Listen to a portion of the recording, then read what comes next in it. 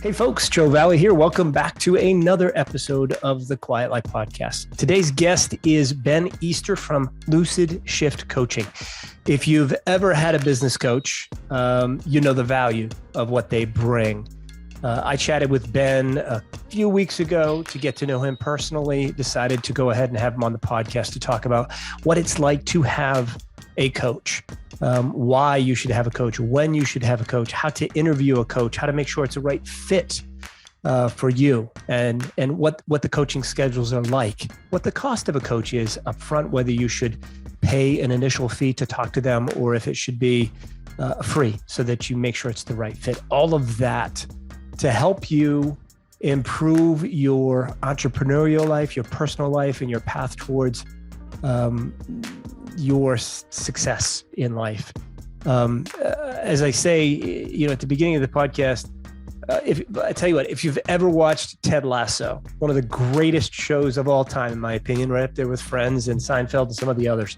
Maybe I'm dating myself by calling those out, but the professionals, in this case, soccer players or footballers over in the UK, have not the coach is obviously a coach, but we're talking about therapists, right? Or psychologists that are mindset coaches. And that's what Ben is in a lot of ways, a mindset coach, something that can help you with your imposter syndrome, something that can help you break through in terms of focusing on what is going to fill your cup fully, both personally and professionally, versus just professionally. And he goes into a couple of stories that I think are just fascinating in terms of whether you should be happy when you achieve that goal or whether you should be, I won't give it all away. Let's go ahead and listen to Ben Easter from Lucid Shift Coaching. Here we go. Hey, Ben, welcome to the Quiet Life Podcast. Thanks for having me. It's nice to be here. Good to have you here. I'm glad we chatted a week and a half, 2 weeks ago. You had COVID. Glad you're back on your feet, doing well. Yeah, back on my feet, ready to dance again.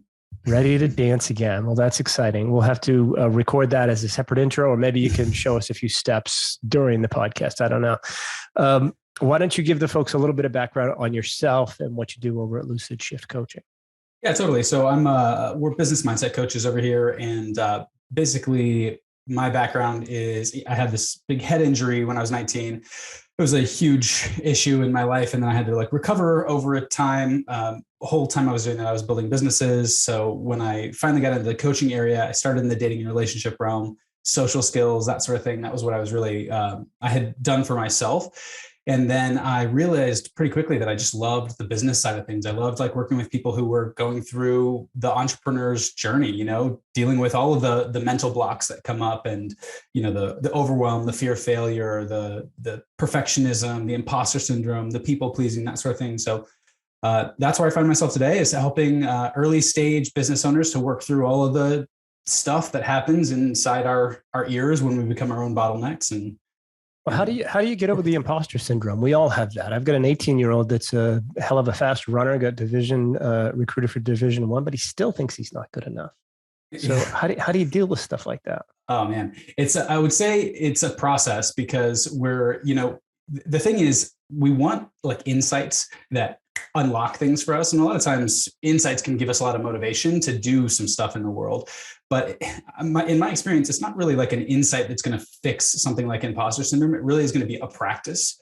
And when I say a practice, I mean, there are certain mindset practices that are really useful for people. So I'm a big fan of an affirmation work, which is a very particular kind of visualization. It's not just saying nice things to yourself and crossing your fingers and praying, that sort of thing. But it's really deliberately finding the alternate reality version of yourself where you already believe in yourself 100%. And you tap into that version of you and you ask questions how would that person stand? How would that person talk to themselves? How would that person hold themselves in conversation? Because a lot of times what happens is we wind up changing our psychology by changing our physiology and just going through the motions, behaving as though. You might hear the term fake it till you make it. I prefer behave it until you become it. Okay. I just want to say to the audience, keep listening. You may think this sounds like psychobabble, but trust me, it's not. By way of example, Again, my son, a couple of weeks ago, he had some chest wall. He's been having some chest wall pains when he runs. It's not his heart, but it's ligaments connected to his sternum. And we go to the athletic doctor down here in Charlotte, who happens to be, the physician for the Charlotte Hornets. Ultimately, he refers him to a psychologist, a doctor in psychology that is the doctor for the Hornets players and for the Panthers players or the Checkers players. I can't recall which. So, folks, if professional athletes being paid millions of dollars a year are speaking with, I don't know, coaches in this situation, or in this case, a doctor of psychology to get their mindset right, you should be doing it as well in your business. And we all have this imposter syndrome, right? We sort of stumble into entrepreneurship, maybe because you failed out of the corporate world, or you didn't do so great in school and you had to take a long way to figure out your path. When you talk to people that have really excelled in entrepreneurship, in business, and life, they've had somebody like Ben on their side, helping them along the way. Who is, this is about you talking, Ben, instead of me, but I had to say that. Yeah. No, I really appreciate you saying it, because it's something that I think is really important to get the hang of and understand. Like my favorite example is Maya Angelou. After her like 11th book or something, she was like, every time I write a book, I'm like, this is the one. This is the one where they're going to find out that I've been faking my way through it the whole time. Right. I could see that. She's on a quarter now. I could see that. She's awesome. So what type of clients do you typically work with? How does it start? Where does it begin? Why do they need to work with a coach? What's the benefits? Just go. Yeah. So it's usually is early stage. It tends to be some more service-based business owners, although there's some tech startups that get a lot of benefit if they're at a certain place, I think. Define service-based for me. Service-based. They're they have a marketing consultancy, or they are, they're doing some sort of client service work where they're helping people to build something in their business, usually B2B, very rarely B2C. And I think that's been a preference of mine. Okay. It's just where you've fallen a bit into that niche. You're dealing with people that are running some sort of agency. Yeah. And I think it's because I'm so interested in the business piece that I get really drawn to people who are doing business to business. Cause I think there's something really cool about thinking in terms of business. You know what I mean? Yeah. And they usually, honestly, why they reach out in the first place is because they find themselves at some sort of bottleneck or something like that. Like most of them, they started their businesses. Most of us, we entrepreneurs start our businesses because we want freedom in some way. And then here they are a couple of years into their business and they're doing successfully financially, but now they're busier than they've ever been in their entire lives. And they're like, what's it all for? Why am I doing this? Like, sometimes they're questioning whether they even want to keep doing the business the way that they've been doing it, or maybe they want to make a transition, or they're just trying to find ways to simplify down. And that's usually where they come and start working with me. They want to get rid of either the psychological pieces or the time pieces to find more freedom in their lives. I find that it really comes down to freedom. Yeah, I've been through this. Ben, you weren't my coach at the time, but I've been through it with another coach, David Wood. He's been on the podcast as well. And I was going through a transition of just that, right? As an advisor at Quiet Light for almost a decade, being crazy busy, taking care of clients. As an agency, we're dealing with clients, helping them grow their businesses, helping them exit their businesses, dealing with emotions and expectations. And you do get to that burnout phase. And for me, I did at the end of 2020, and trying to figure out how to move into the next role within my business, as opposed to exiting myself out of the business, because I love this role. And a lot of the entrepreneurs listening probably love what they do, but they have to isolate certain things that they can focus on to keep them from burning out and wanting to just throw their arms up in the air and say the hell with it and move on. How do you narrow that, stuff down into what they focus on, or that kind of thing? Yeah, totally. And because, a lot of times there are pieces of a role that people really love, or the pieces of running their businesses that they really love, but then they're telling some story that they have to be the one to do everything, or that if, that classic adage, if you want something right, you got to do it yourself. And so they're, even if they as they bring on more and more team, they're still like micromanaging the team. A lot of times I find this is something that's really common, especially with these high performers, is that they're like, they've always been the one to do the things, and they really trust themselves to get it done and get it done well, and to their level of quality. And so then even as they're bringing on team, they're not really letting their team do the thing that they brought the team on for in the first place. So now instead of, doing all of the stuff, now they're like micromanaging the doing of all of the stuff, and they didn't actually wind up netting out any freedom for themselves. And how is it that a coach makes a difference for folks like this? It seems like in many ways, and I'm just playing devil's advocate, I can sort of look at this myself and figure out what I should do. How does a coach come into play to make sure that I'm being held accountable and that kind of stuff? Yeah, really great question. So one is, I'm not an accountability coach. I think that there are coaches out there who do that, where they'll like check in with you. I don't really think it's not the area I like to play. I think the container itself of coaching tends to have an accountability effect, because, you're showing up and there's like a container that we've agreed to meet, and there are things that you've agreed to do, and you're going to show up and you either did those things or you didn't do those things. Now, I'm not going to like beat you up if you didn't do those things. I'm not interested in playing that way. But if you said you were going to do something and you didn't do it, that's really useful information for us to know, because there's something going on in your psychology that you're not doing what you said you were going to do. You're out of integrity for yourself somehow, either in the saying of what you wanted to do in the first place or in the not doing of it. And so there's information for us to gather about yourself and what motivates you in the world, right? But I think what a coach does, there's a few things, but like some of the primary ones are, one is to just have somebody who 100% believes in you and isn't in your, can I swear on this? I want to be careful with your. Hell yes. Yeah. Okay, great. Yeah. So it isn't in your bullshit. You know what I mean? Like you're trapped in the muck of whatever it is, your own beliefs, your own like limiting thoughts, thinking patterns. Right. And so part of what a coach does is comes and listens to what's going on for you, but isn't caught up in the bullshit. I'm not like down in the muck. So I can hear it in a way that you probably aren't hearing it because you are in it. One of my coaches says you can't see your own eyeball. And I think that's a really like useful way of saying this. You know what I mean? Like no matter how hard you try, you can like film it, but then you're seeing a film of your own eyeball. You can, you can try to move really quickly, but it just doesn't work. There's no way to do it. So part of what a coach is doing is like observing you from outside of the muck, believing in you to do whatever it is. And so that's something that I usually advise people to filter for in a coach. If it doesn't feel like they believe in you, that they can find a 100% certainty that you can do whatever the thing is that you're wanting to be doing, that might not be the coach for you at the time. Because that's like an important role. And then to challenge thinking patterns. So to listen to what you're saying and then to help you construct your model of reality so that you can understand where the limits might be happening. Like that thing that you want to do and you showed up and you didn't do it for the third week in a row. Okay.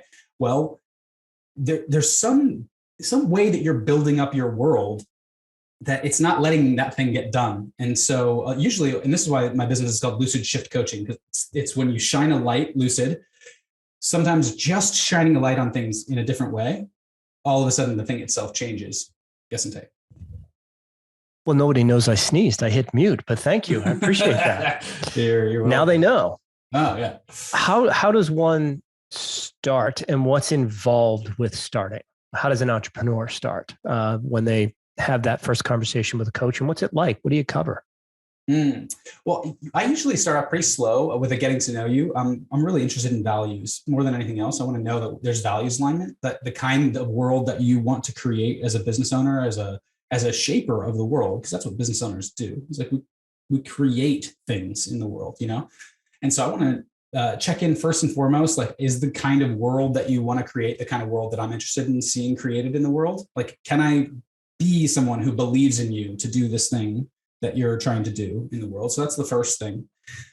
And then after that, I think it's, we're going to do a sample session. We're going to get in there and we're going to take, like, what's the one thing in your reality that you think would make the biggest difference in your world and the creation of that vision for yourself, what's the one thing that you think is either holding you back, or the thing that you're not able to see it very clearly, or maybe you do have a very clear vision for it, but strategically you haven't figured out quite what happens next. And so that's where because that's how I work with clients, tends to be one of two buckets. Either we're doing the mindset stuff where we're really trying to figure out what are the beliefs that you're thinking that are getting in your way, or, not building a bridge to what you want. And then the strategic piece. So, okay, cool. Now we've got our mindset under control, but now how do I actually do the thing? And so game theory, thinking strategically about how your business works, sometimes literally just mapping the path and figuring out what are the if-thens that could happen, and kind of building contingency plans, that sort of thing. As a coach like yourself, do you do a lot of work off the phone calls when it comes to assisting your clients? Yeah, the work that I do off the calls, I find to be a lot of networking stuff, because a lot of, the power of a coach is like a hub of other business owners that are doing other kinds of things. So I think thinking of what connections are really helpful to clients, that sort of thing. I do a lot of work just in the realm of coaching. So a lot of my off the call work is in the development of models and metaphors and understanding different ways to communicate things, because you never know what a person is going to need in order to understand something in a new way in that moment. So I spend a lot of time doing research and kind of constructing models for my clients. And then I usually put a bit of time into what's going on in a client in a given week, just to be kind of always opening my mind to what possibilities, what things might this person not be seeing that could help make those little 10% unlocks that wind up making a huge impact in the world. Do you think it makes a difference with gender? Is a female entrepreneur going to be better with a female coach and male with male, or does it not make any difference at all? Well, I think it goes back to values alignment. I don't think that it necessarily is along gender lines like that. Although, I tend to work with people who I think tend to be more in the feminine model or power in the world. So, not to get into too deep philosophy. Let's go there. Let's go. Yeah. All right. So, there's a masculine value in the world, which is about growth. And by the way, I was a Chinese medicine practitioner for years. Okay. And so my model is like the yin yang as kind of what the masculine feminine dichotomy are. So the yang is outward focused. It's very vision focused. It's very do, go. The feminine tends to be more inward focused. It tends to be more restorative, connective, that sort of thing. And so I find that the people that I wind up working with, they tend to be more in the feminine value spectrum. And again, it's a balance. We all have both. So I work with men and women, but the idea being that there's a nurturing or a nutritive component. And so I don't think the answer is men should find a male coach and women should find a female coach, or vice versa, or anything like that. It's more like find somebody who you feel in values alignment with, and that you connect around the kind of world that you want to create. Thank you. I figured that would be the answer, but I had to ask it. At what stage in someone's entrepreneurial career do you feel as though is the ideal time? And I'm sure the answer is not very simple here, to have a coach step in and help them with their, I want to say goals, because I think, so much of our success is goal oriented, but maybe that's the wrong phrase. I think it's inherently, I think goals are how we talk about the things that people want that they may or may not have in the world right now, Mm-hmm. So I think that's the language that we have for it. Let me just, before we go to the actually answering the question that I asked, when it comes to goals though, are people, when they focus and achieve the goals, is that the satisfaction point where they're like, I did it? Or do you find that a goal, you're trying to understand why that particular goal, is that really going to bring you that inner happiness that you're looking for? Do you focus on that a bit? That's a great distinction. Yeah. And yeah, absolutely. Because I don't think goals are necessarily a place for us to get to. Thinking that your goals are going to make you happy, that's just an error in thinking. That's the idea that crossing the finish line is going to make you happy. And maybe there will be a moment of like peak experience when you cross the finish line or something. But think about all the time that you spend running that race, not just the actual running of the race, but I'm using a metaphor here, but not just the actual running of the race, but the preparation, the training, and all of the time that it takes you to get ready to run a race just so that you can cross a finish line. Right. And if we're waiting, we're delaying our satisfaction in life, our sense of meaning and fulfillment in the world for the crossing of the finish line. Well, we're going to spend the vast majority of our lives dissatisfied. And then that maybe if you're lucky, you get 30 seconds as you cross the finish line of satisfaction before it's on to the next goal. And so what happens then is you find that we get stuck in these like cycles of holding ourselves, our sense of satisfaction and meaning in the world hostage based on our good behavior and what kinds of results we can create in the world. And I think that it's much more useful to think of goals as a place to come from, or like the kinds of person that we want to become in the world.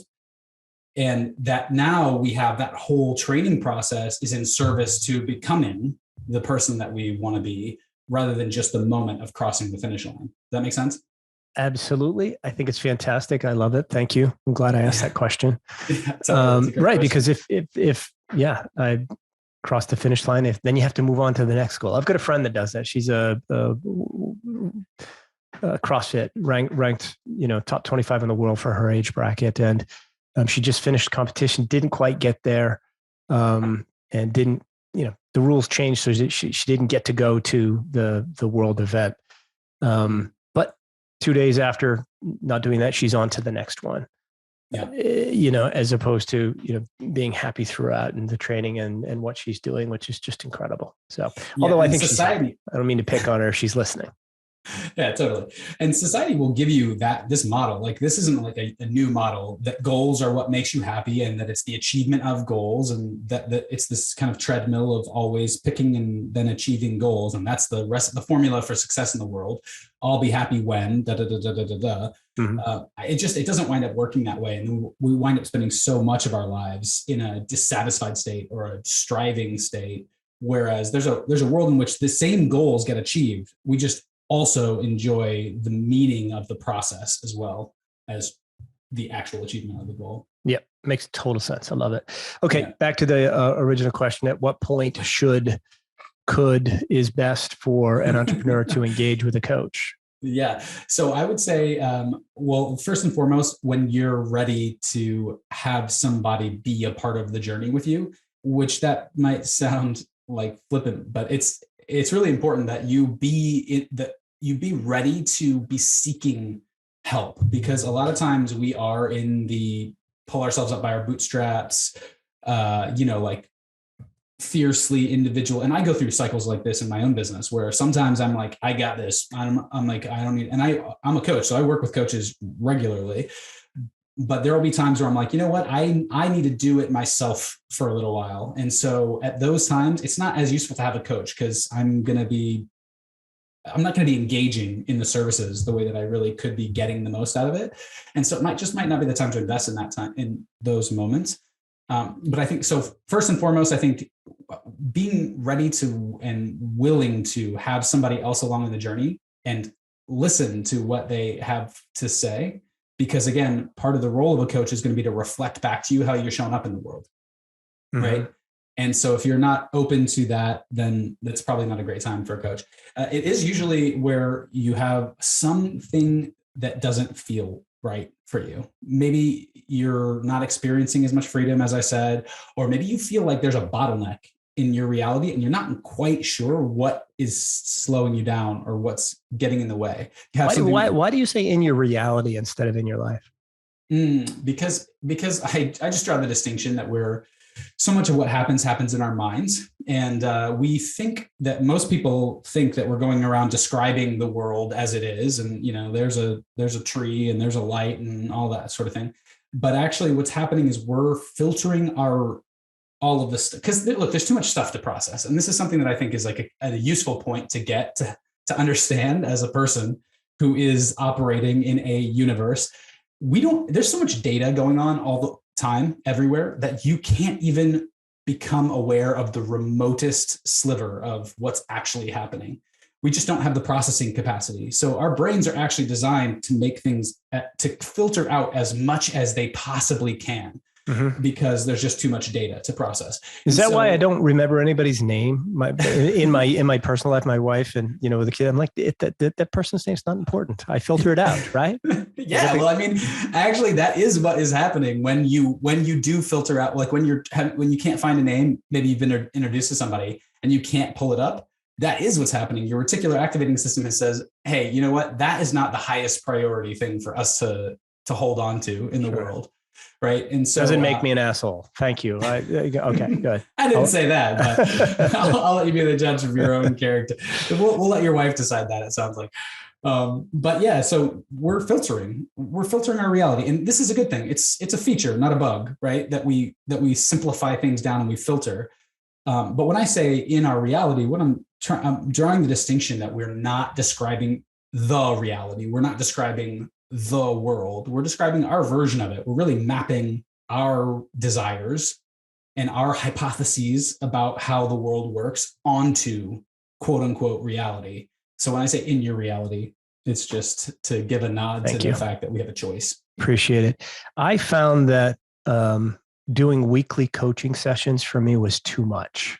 It was good for the first few weeks. And then I just found myself showing up unprepared, not doing the work. And eventually I just ended it, as opposed to maybe I should have adjusted it to every 2 weeks or every 3 weeks. What is your thought in terms of the cadence of coaching sessions? Yeah, I used to do weekly, every week, 90 minutes even, which is a lot. It gives us the opportunity to go deep. But what I was finding is that the more, call it successful at business my clients became, the less time anybody's got for that sort of thing. And also the less then engaged we can be, because there's not really that period of integration, you might say. And so I found that the sweet spot tends to be somewhere between every other week to 3 weeks on, 1 week off, something in that kind of realm. So there's that week of integration. And that has worked really well for my clients in the past. 3 weeks on, 1 week off. Yeah. Okay. I think I did that a little bit with David as well. Yeah. But it was at a time in my life where I needed a coach, right? Because everything you're talking about, it's like, okay, what's going on here? Why am I frustrated? Why am I tired? Look at this world that I live in. It's amazing. These people I work with are incredible, but something's not feeling fully satisfied. And eventually it took a while. And you know what? I'll be honest with you, Ben. It took some time after I ended the coaching sessions to have some of the stuff that we talked about in the coaching sessions start to make sense to me, and have me implement them and put them into practice in my life and in business. And life's much better because of it. And I'm sleeping, man. I'm sleeping for the first time in like a decade. Seriously, I got a 90 sleep score last night. Like, that never happens to me. And this is the whole Fitbit thing, but that's awesome. That kind of stuff, when you're an entrepreneur and you're taking on everything that you're taking on, if you wake up at all in the middle of the night, your mind immediately begins to race. At least in my life, it did. Mm-hmm. And being able to shift away from that and just all the different tools and resources that were given to me, maybe 10% of them worked, but it's that 10% was gold. So, it's interesting.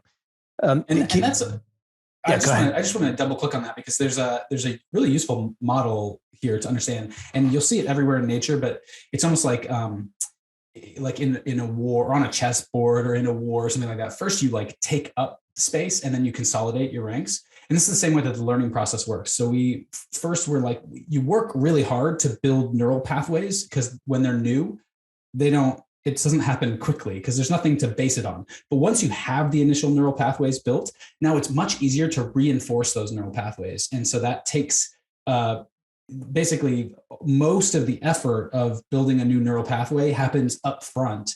And then once the connections are made, then to reinforce and to kind of keep it going and make other connections that are related to those neural pathways is a lot easier. And so I think that's part of the natural integration process in the world, is you do a lot of work, you do a lot of effort, and then you get the results. and it consolidates. So you expand and consolidate, expand, consolidate. And that's just like the natural learning process. So based upon the language and the terminology that you're using, one doesn't just show up and say, hey, I want to be a coach. Let's begin a coaching business. You've had some life experience, some training, some focus on how to be the best possible coach you could be. How do you, other than are you on the right page and have that right connection, how does one determine the qualifications of someone who calls themselves a business coach? That's a great question, and one that I struggle with because, like I said, I was an acupuncturist for a while, and I don't know, 16 other people in my graduating class all got the same, like, quote unquote credential, but there were some of them that I would never have let touch me with a needle, let alone like their hands, let alone needles, for sure.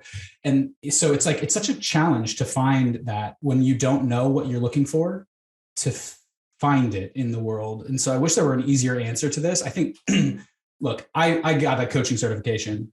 Was that useful to me? I don't know, maybe kind of in my own credibility, in my own belief in myself. But honestly, my ongoing education and the amount of books that I'm always reading and podcasts that I'm listening to, and kind of, again, always engaging with the content in some way, something that's really useful. So, if you're talking to a coach, ask them what are the last few books that they've read, maybe, and how do they think about them, or how would they think about their qualifications or credibility, that sort of thing.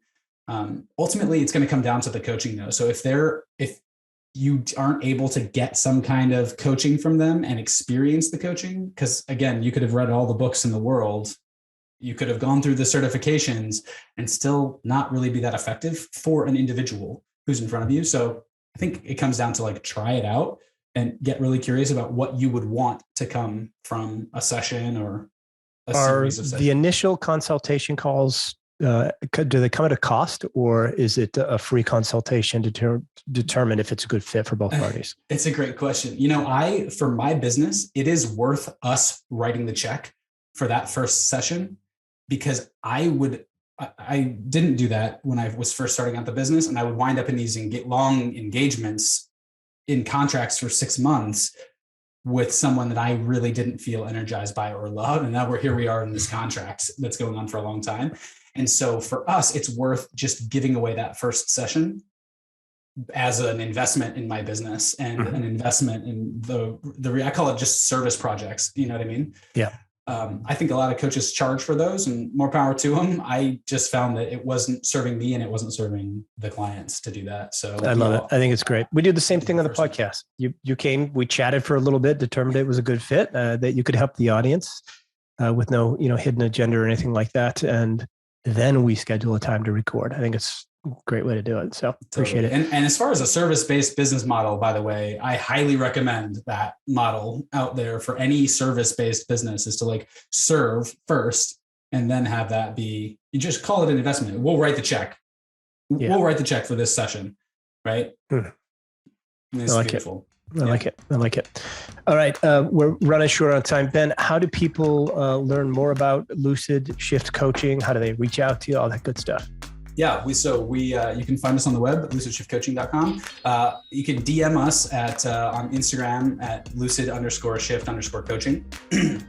Or we've got a podcast. So if you want to hear more of how the actual coaching stuff works, so the mindset pieces, like what the different ways of looking at the world are, all these things that I was talking about, the books and the podcast, that sort of thing, you can find our podcast at the Shift to Freedom podcast.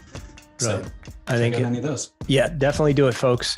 I've done it myself. Again, it wasn't with Ben. We hadn't met at that time, but it did make a difference. And I think it's, find the right fit. Check out Lucid Shift Coaching. Listen to the podcast. Consider if you are feeling a bit of imposter syndrome, if you're feeling overwhelmed by business and not focused enough on life, or as a colleague of mine said last week, he feels like he's going to buckle under the burden of running 2 businesses and raising 3 children as well. You don't want to be in that position. Get some good coaching to help you narrow down your focus and bring up your joy a little bit. Ben, thanks for joining us on the Quiet Light podcast. Greatly appreciate it. Thanks for having me, Joe.